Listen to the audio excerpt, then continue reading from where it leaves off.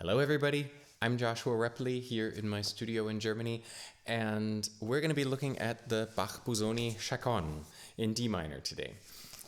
Shout out to David Brad 6773 for giving me the idea. I've never played the piece before. This is brand new to me. I've never opened the score before, so yeah, we're going to go through it and see. I can explain how I would go about practicing this piece, some ideas I have about it musically. I am familiar with it, I've heard it before. In case you're new on this channel, I post recordings of myself playing, but I also post videos occasionally of me going through the technique of how to practice pieces. So if you're interested in that and you're wondering about a piece that you'd like me to do a video on, then post it in the comments. And if you'd like to find out what other music I post videos about, then follow my channel, click the little bell so you get a notification when a new video is posted. And that would be great. Let's delve in. Okay, I'm going to start, open up the score. I've got the Peters edition. I guess it's a newer edition.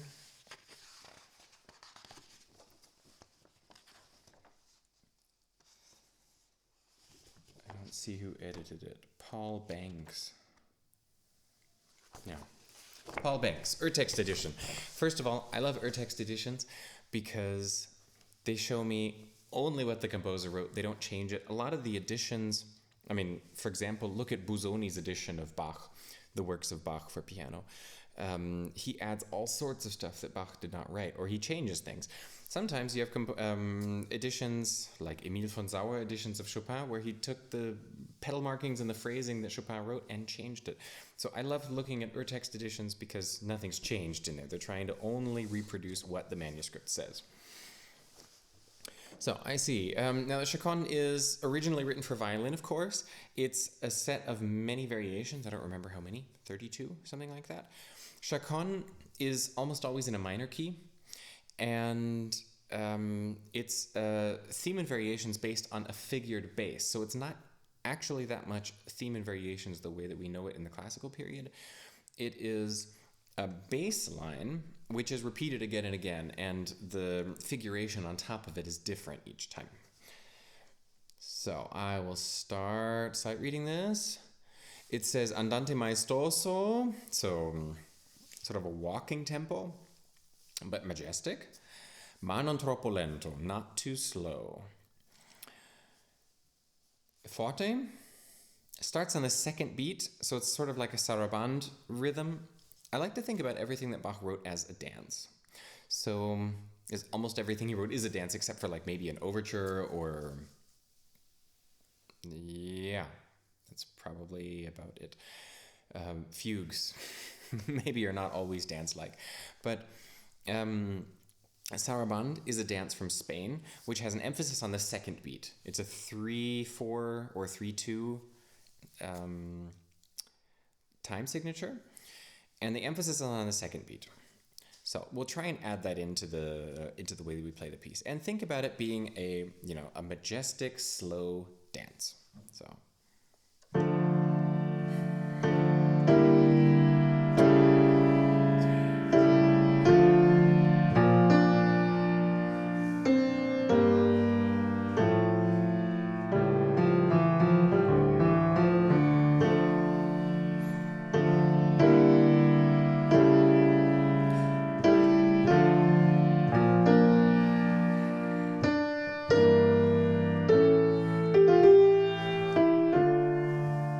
okay, so those 8 bars are the melody, or the bass line. Although I'm kind of wondering whether it might be, I mean, it's the same bass line 2 times, so anyway, it could be one variation or 2.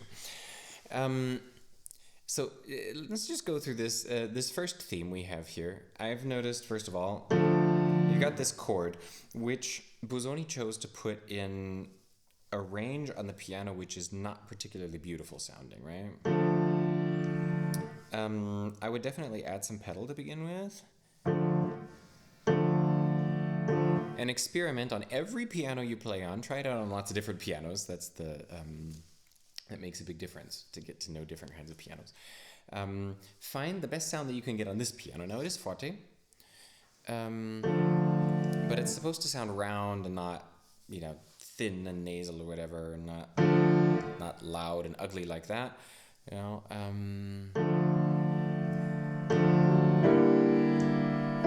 Okay, he writes a tenuto mark on the last eighth note of these bars, which I find really interesting. I feel like that's sort of a heavy upbeat moving to the next bar, because Bach's music is always upbeat to the next bar.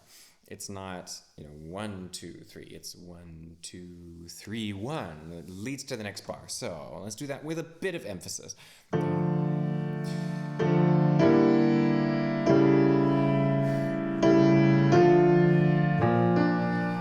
I'm kind of wondering, it seems, now violinists break these chords because they can't play 4 notes at one time. But I feel like it would help the piece if we were to play the chords together. I don't know off the top of my head how other people do it in concert, some of the top stars out there, but the left hand enters in bar 4. Maybe we can sort of enter at the middle of bar 3.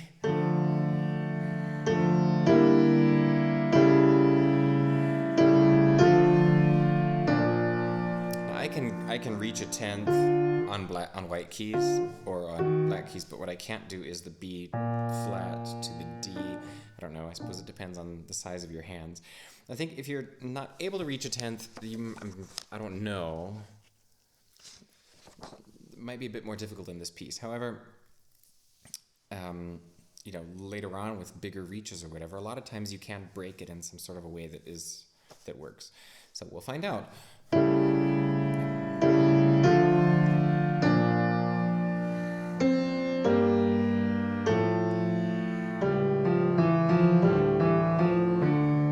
Sixteenth notes not too fast. They all have tenuto marks on them. It's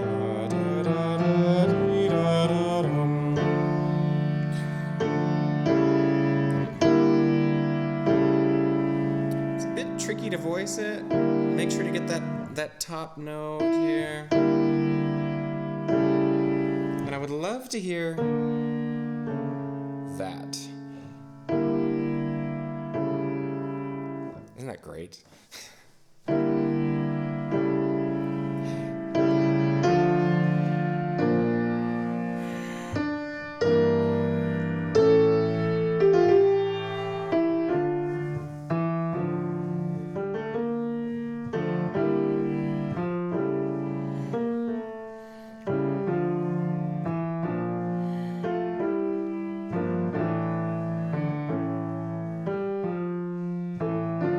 Okay, in this line, we've got an accompaniment.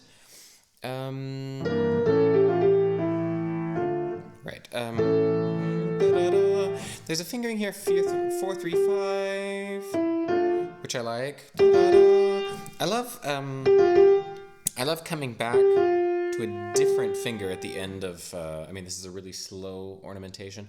But coming back to a different finger at the end of a more ornamentation helps it sound more brilliant. That makes sure that the last note is really clear and you don't end up with like something like that with a very diffuse last note which is not very clear and not very loud, If you move on to the 5th finger, it's a great idea. Make sure that you're clear and you don't have to think about it that much.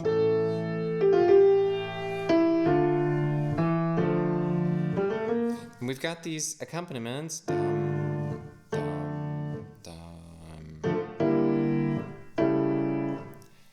First they're dotted 8th notes, then they're 8th notes with a rest. And he writes a caret, this pointy thing on top of it. And molto energico, very energetic, forte sempre. So I would think a lot of the energy is coming from the 8th note rests, or 16th note rests.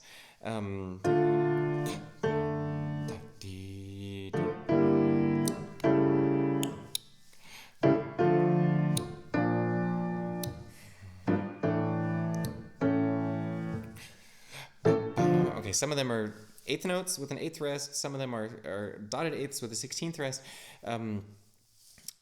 Try and be very clear about that, and let me hear where those rests begin right off the bat. So, and of course the primary melody that we're looking for is this.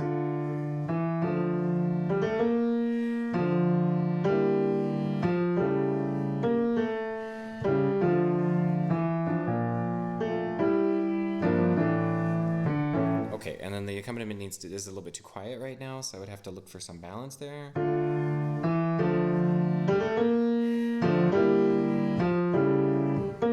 Aha, wait.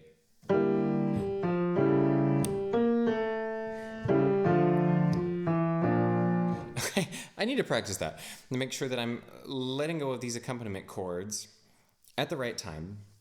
If he writes eighth notes, 2, 3, 4, 1, 2, 3, 4, and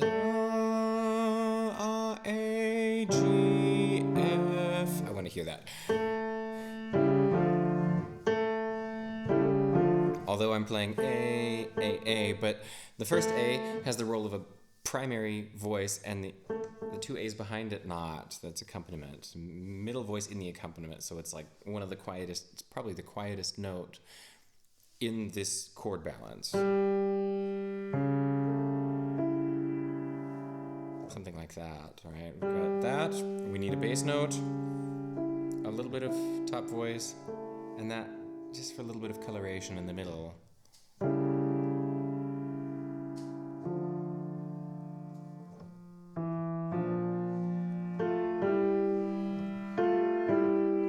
I love sixths, where the bottom note is leading. That's a really dark color, and I love that sound.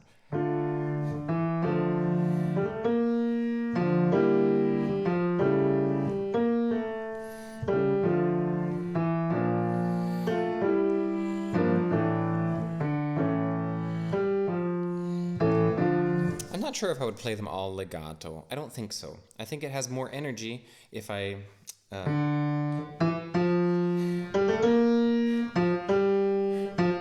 play them sort of non-legato, with a little bit of a gap in between each note, right?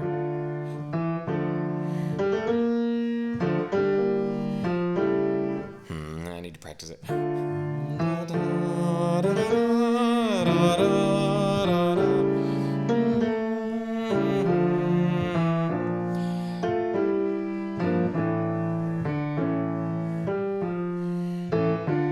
Okay, I can tell this is a really complex piece. There's a lot to practice in that line. I'll move on though.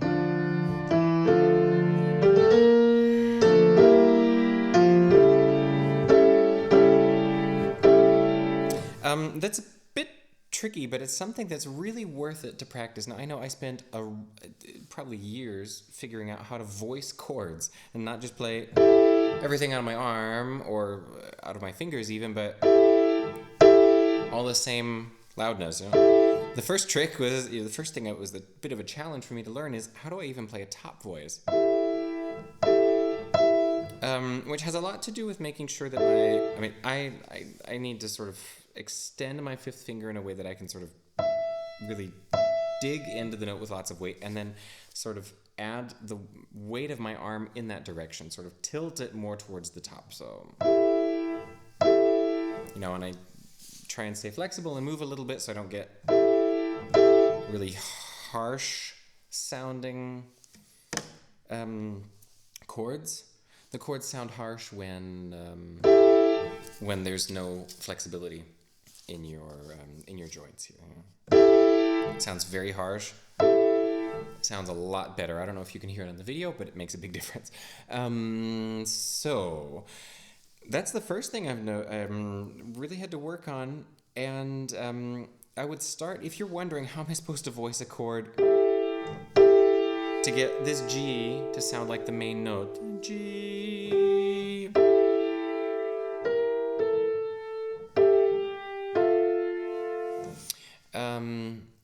Start with two notes. Start with maybe chorales or something and try them out.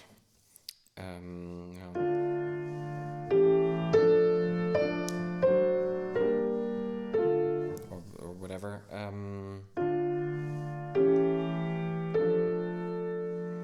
then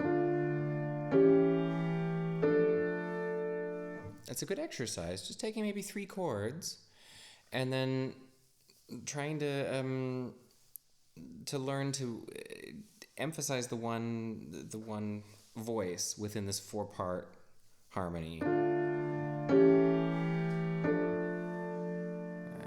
Not enough left top voice. I'm just making these chords up, just something I learned in music theory, whatever, back in college.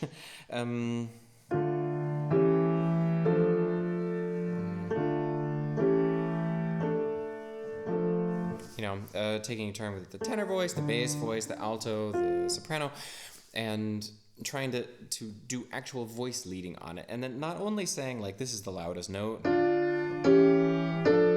but playing it exactly the same 3 times. The same quality of sound, but actually playing some sort of a legato line where they're connected, right? And then try and do that with your harmonies. If you can do that, then you're well on your way to getting a good voice leading for this this section here, starting in bar 13.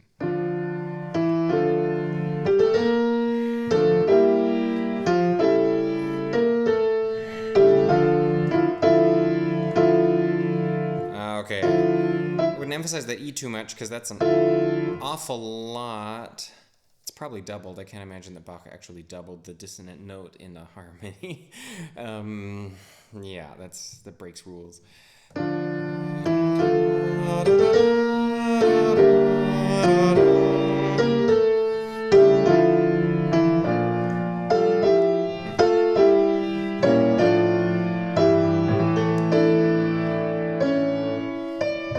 Okay, there are a couple of things here. One thing is, how do you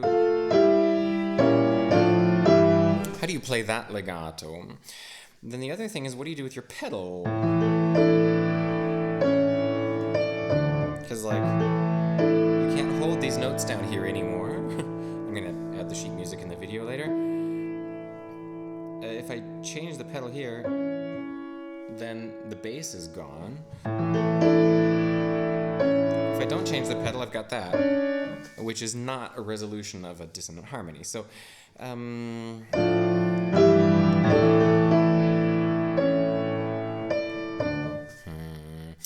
I would, one option that I would always try out, I think it really depends on the circumstance, depends on the situation. One thing I would try out is playing these grace notes on the beat. I don't know if that makes a big difference. It might help with the rhythm, though.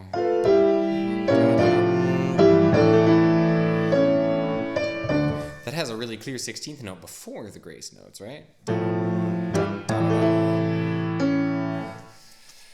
It's a lot easier for me to focus on getting a clear 16th note that is long enough to have to keep its maestoso character and not get too light. However, what if I try and play the grace notes beforehand? No, I don't like that as much. Okay, I personally would play the grace notes on the beat. Okay, now this resolution here, for one thing, it's Busoni. It's a little bit of smearing in the pedal. I think it doesn't really bother me that much. And maybe something you can do is the pedal is, you don't have to lift it up all the way to change.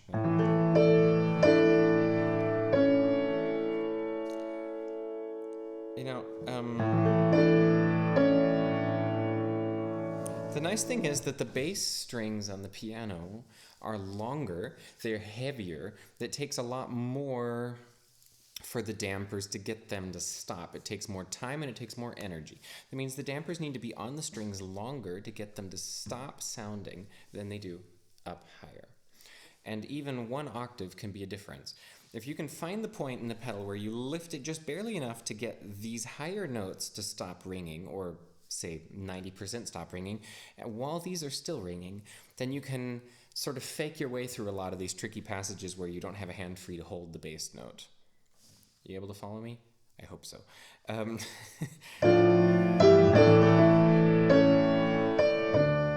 Okay, I can still sort of leave the impression of having a bass line. Now, the louder you play the bass notes, the easier it is. And we're talking Bach, which lives from having a strong bass line. This is a chaconne, where every variation is based on the bass line. So why not play it a little bit louder at that spot?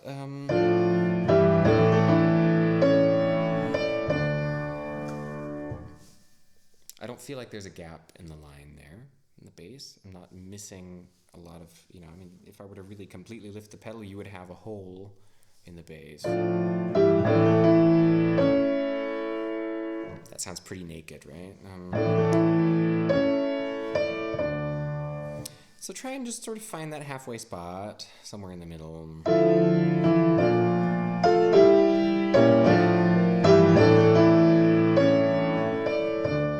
Okay, I didn't mean to push the note again. I just wanted to silently grab it. Grab it with my 5th finger here,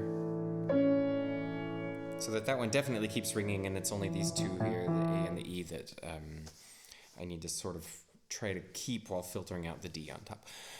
So we've got these 6ths before that. Those you can play legato, right? 1-1 up here in the left hand, F, E. It's a middle voice. Nobody hears that. I'm playing with pedal. It's, everything else, I'm able to use adjacent fingers.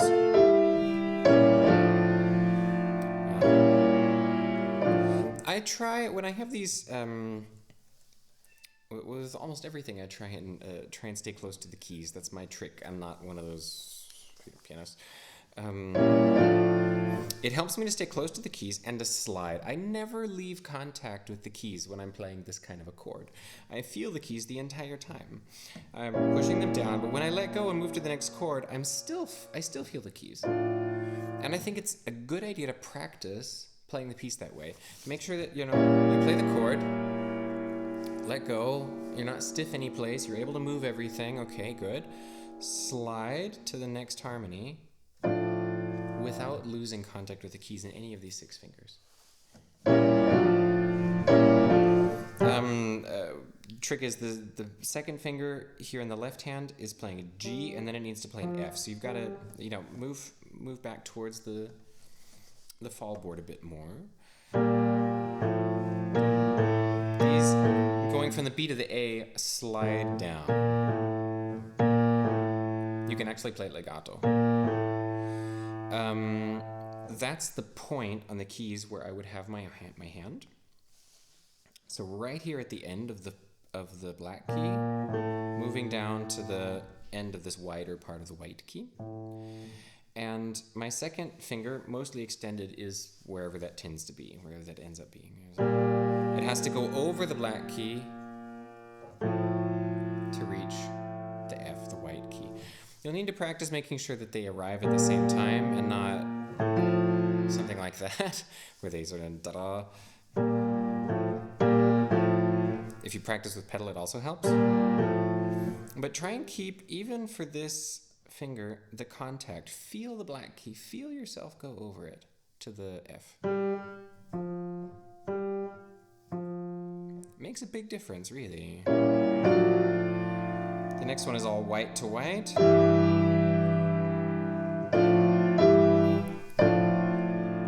I hope you can see clear enough that I'm really just sliding over with my arm.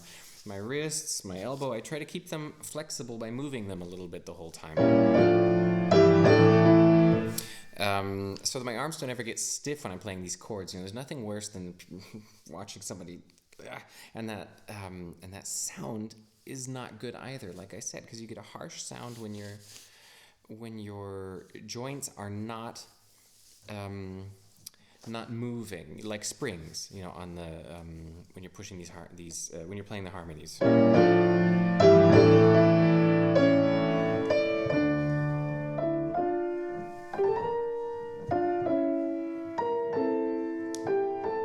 Okay, so holding the E.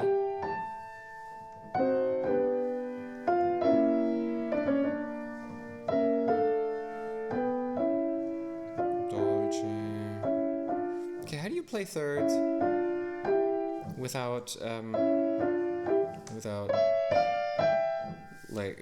how do you get them to be together? And also with a nice top voice and not both the same loudness. I had an exercise from my teacher in college which really helped me playing the third. and then I hold it, and the next third is 2-4, right? So I'm playing this with 1-3 right now, thumb and the middle finger. 2-4 is the next third, D and F. I strike it, staccato and forte. And try and stay really loose at the same time, you know, flexible, not tense or anything. Okay, and then play it and let go of the other third.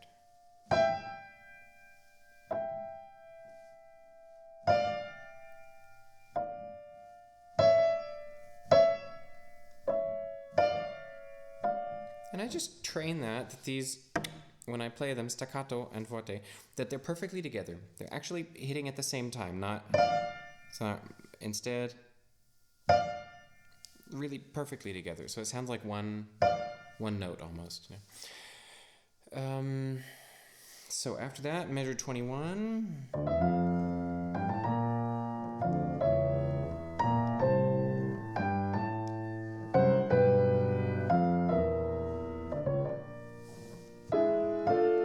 It's pianissimo. Da-da-dum, da-da-dum. Play very exactly.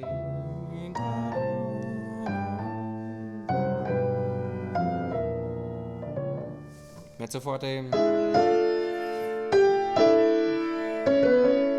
know, I sort of feel the need to stretch that a little bit. This before that is dum, da-da-dum, da-da-dum. Very exact. And here, da-da-dee-da. Okay, maybe I wouldn't stretch it. Da-da-da.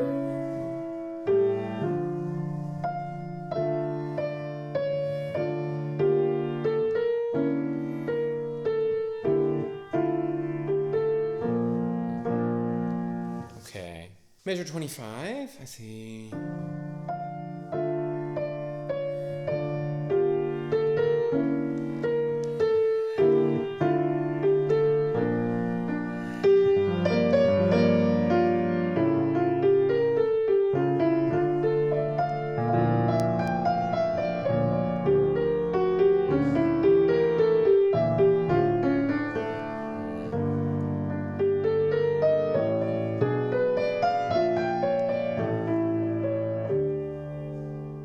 Oh, that's still held.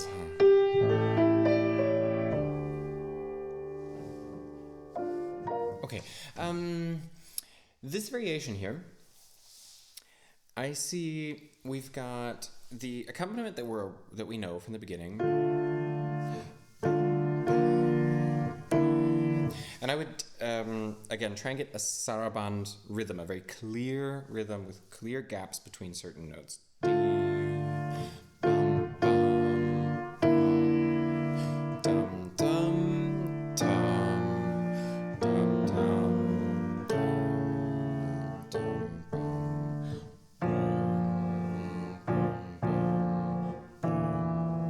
Molto dolce non arpeggiato.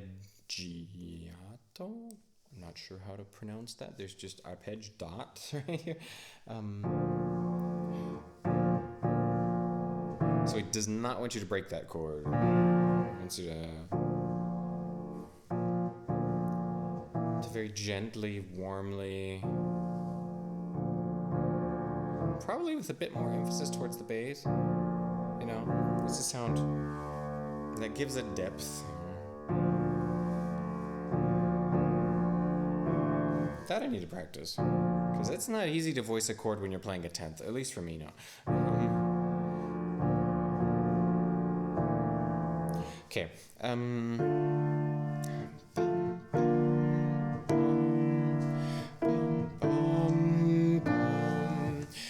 Try and get a bit more emphasis on the second note. And clear rests. I'm repeating myself. We got.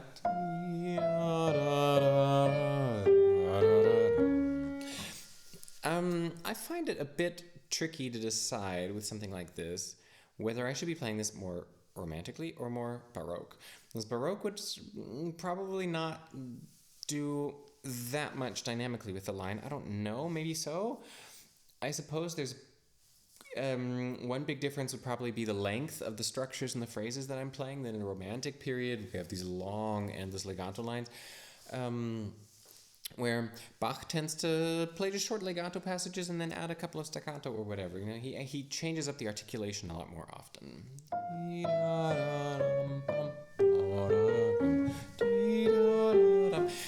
Which Busoni clearly wants legato. I think I would lean, in this video, let's just say, let's do this more romantically.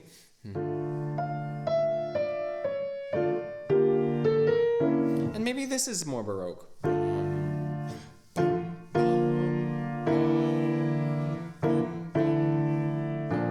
Okay.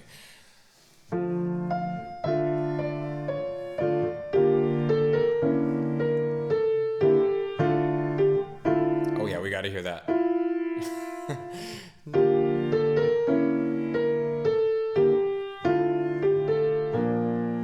Okay, so I would say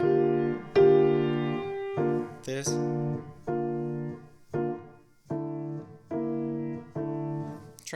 I try and keep that, I think, probably more, without one particular voice sticking out, more sort of a round color, warmer color that way. Not a very strong top voice or anything. But here, with this voice crossing, that and that, I need to be able to hear this C sharp.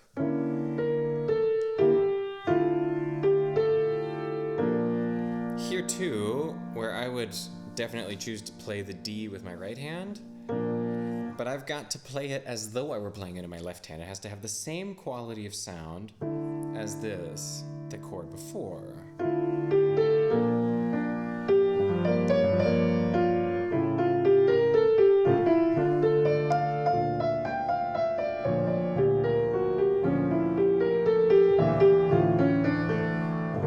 Okay, and now I'm getting away from myself. I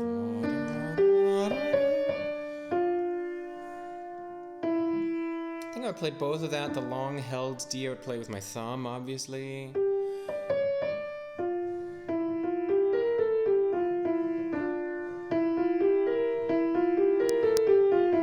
I would probably play it with my thumb too. I like that.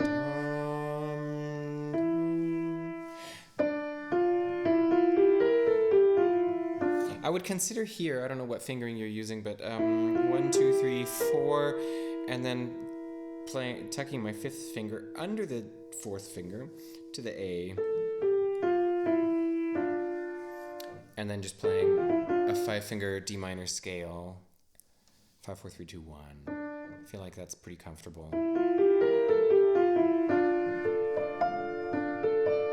Aha, well.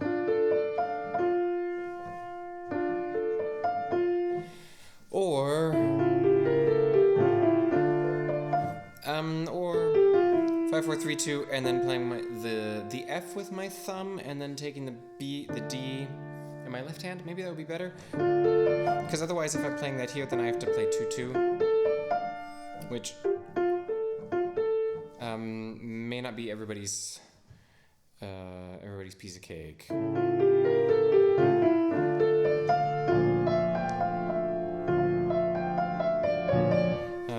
4, 3, 5, 4, 5, 4, 3, 4. I would play 5, 4, 5.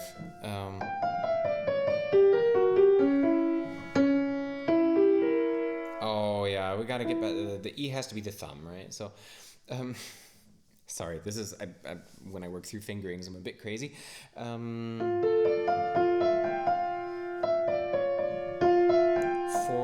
5. I would probably go 3, 5.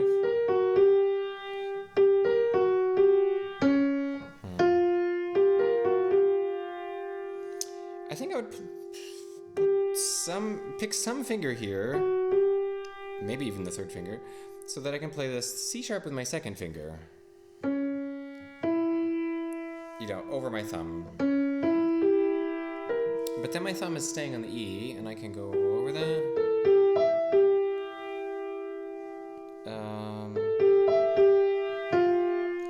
And I think, to be honest, I would let go of the E on the downbeat. Play 1, 2, 1. Maybe? I don't know, I'm not sure.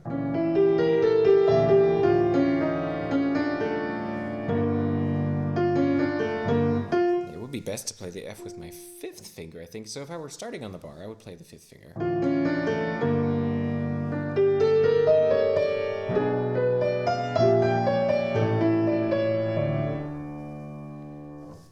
I can't hear it. Okay. Yeah, that's definitely good, but how do we get there? How do we get to the fifth finger? Yeah. 5, 2, 5. Keep all of these muscles flexible and loose. Use your arm weight to produce the legato, and use some pedal. That's the way to do it.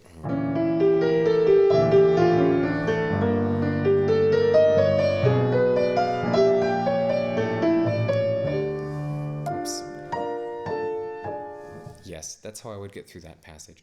So when I'm looking at fingerings, a lot of times, this is a good example of that. I start with the spot where I'm like, where I really get into trouble, where I'm getting sort of maneuvered myself into a position that I can't get out of, which would be here, bar 31. How am I supposed to get down to this D with my thumb? You know, that's the question. It has to be my thumb. I want it to be my thumb. I don't want to take it in my left hand and break the chord or whatever. So how do I get there? And then I start from there and work my way backwards, and then find a spot where I had chosen a different fingering but could do something else, you know, and then that's a way that I tend to find good fingerings. You know?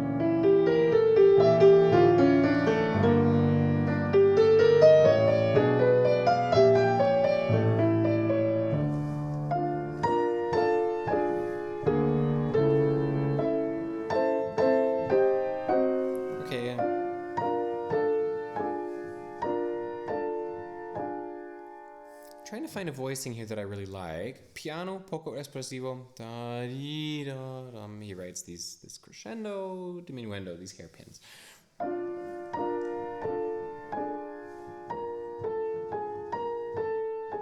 I really like, so first of all, I would try to get the octaves to sound right. You know, I'm probably going to play 1, 1, 1.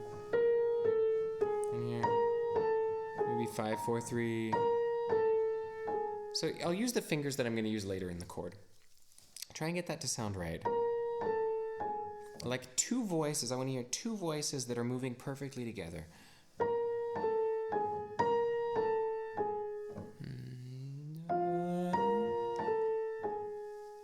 Something like that. But I want to hear a little bit more of the middle voice, because the middle voice will give me a darker sound. If I'm going for 75% top voice, gives me a very bright sound, which I don't really want, because there's a lot of brightness in this piece, a lot of powerful chords. I would like to find a warmer, darker sound right now. So I'm going to do that by playing these either the same loudness or really emphasizing more the lower octave. Now, Can you find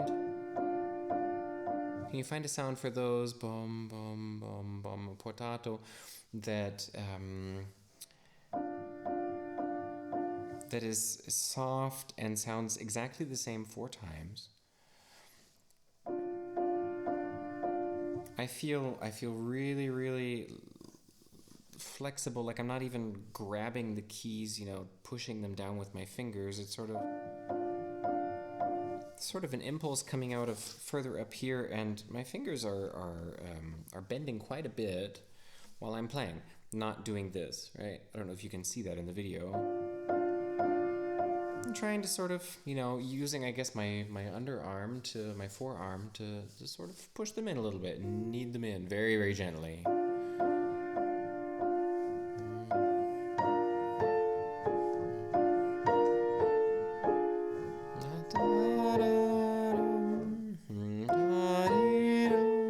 The dynamics, I don't really like yet.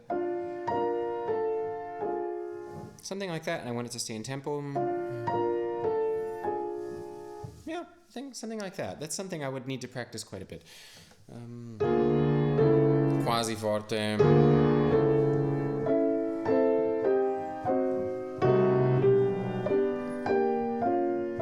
So I really like this passage, this variation, because I've got these two things going on. These top chords, which have this character we just described, and then that, which is heavy, has a lot of depth, and yeah, a little bit more mass to it, right? So glowing.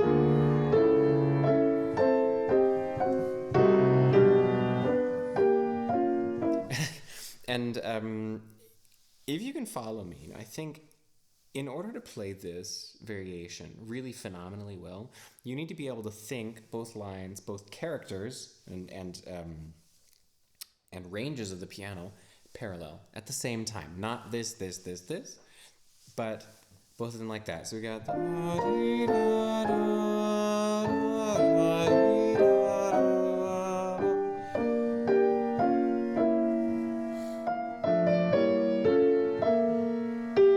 okay, you know what I mean? And then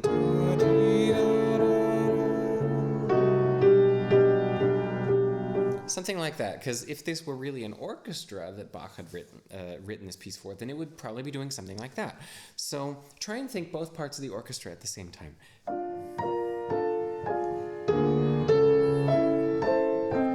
That means you have to begin with this exactly where you left off with that.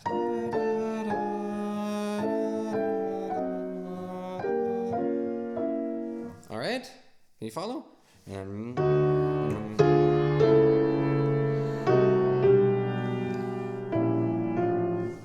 know whether I would do a diminuendo really. Maybe I would actually go a little bit further with it.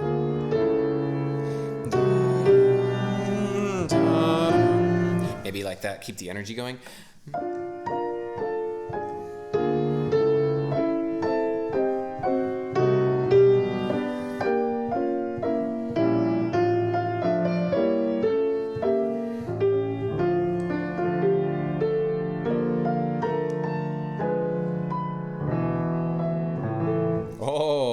That's crazy. So now you've got to do all of that in your left hand while the right hand does something completely different. Oh, I love it. Oh,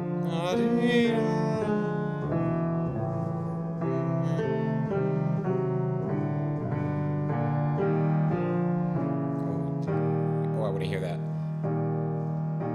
Oh, that's a great sound. I love it.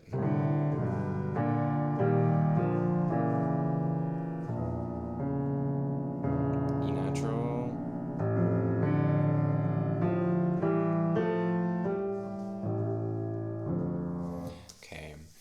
Right hand.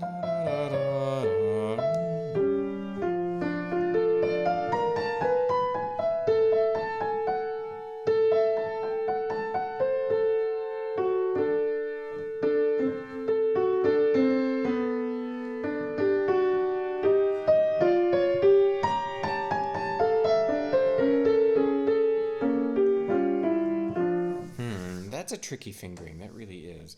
Let's look at the fingering in the right hand first of all. So,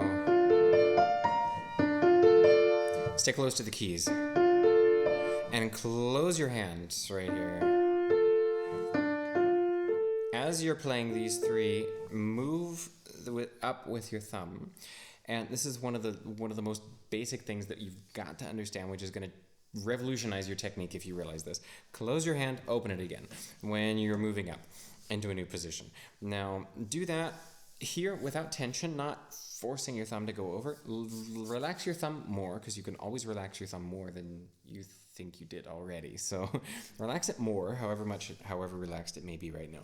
Then, while you're playing, guide the movement of your hand with your arm going up. Okay? Add a little bit of pedal to make it easier. But really, you can do it without pedal too, and it still sounds legato. Okay? You do that by moving up with your arm. It is not the solution to do this, to really turn, rotate. Because if you rotate like this, then the next note after the D is an F. You want to play with your second finger. Where's your second finger? It's over here on the A. Then you have to do that. which is gonna mean the F is late and it's gonna be too loud. So if you're having a problem with that, check what is your hand doing. A little bit of turning to the side to bring the thumb up is good, but don't start, doing a big rotation. Instead, lead with your arm. And fold the hand instead of turning it, okay? Thumb, thumb, slide down. And try and do it heavy, light. Yeah, let's keep it musical. I'm able to play that all legato without a pedal, and it's because of the technique of how I'm approaching the notes. So,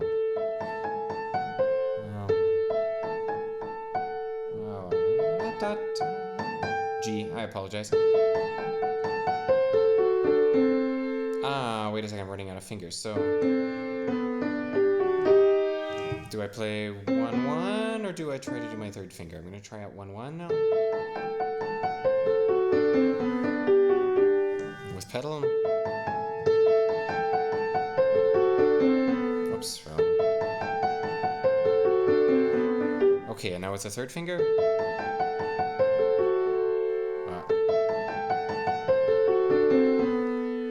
With 4-3, so I would have to play for all of you to catch up with me. Thumb, F sharp is the fourth finger, third, second, first. I think I prefer that. I'm playing the fourth finger up here on the F sharp as well. Now I'll play that again. 4, 3, 2, 1, 2.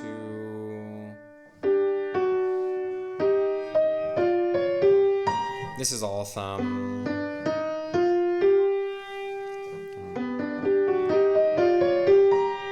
And that's okay. Your thumb, sort of sink into the key with the arm weight. Don't, And if you keep it flexible and then move up with your arm weight determining the legato, then it sounds okay. It's not it doesn't sound ugly necessarily.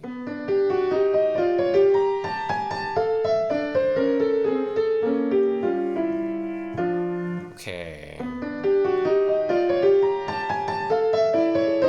Wow.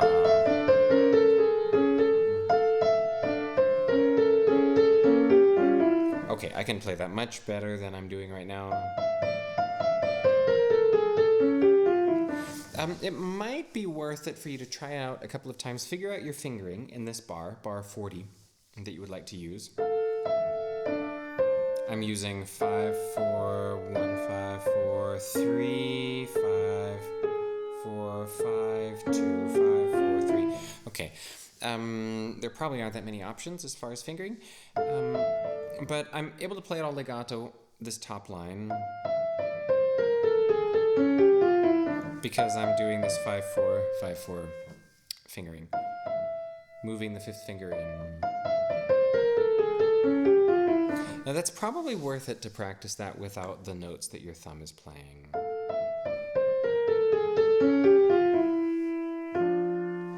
And then add your thumb into the mixture.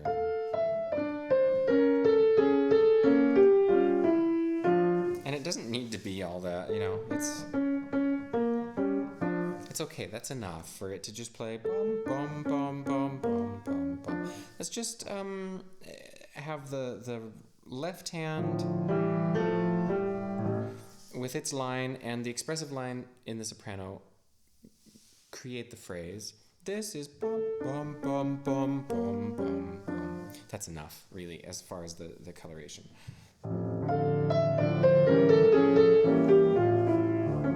I can't demonstrate what I'm hearing in my head, but I hope you understand. I think it's pretty close. Okay, now we've got the left hand. I guess I've covered fairly well.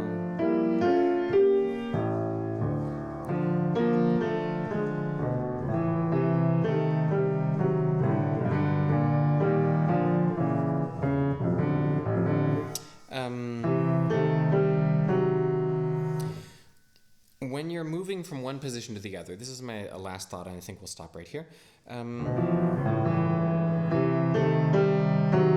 Got my second finger right there, and I need to get down there. My thumb is on a C. My fifth finger, pinky, is on a C. It needs to go down to this C.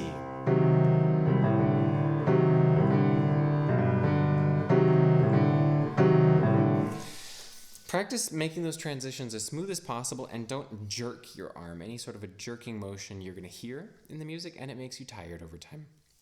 Here in this spot, it may not be that bad. It's just unmusical, but it's not going to cause you any physical problems. Still, I would say, and if you need a 30-second note more time, then do a little bit of rubato there to get down there, but don't jerk, don't force it and get tense, or if you feel like it's a hectic passage, then rethink what you're doing with your left hand.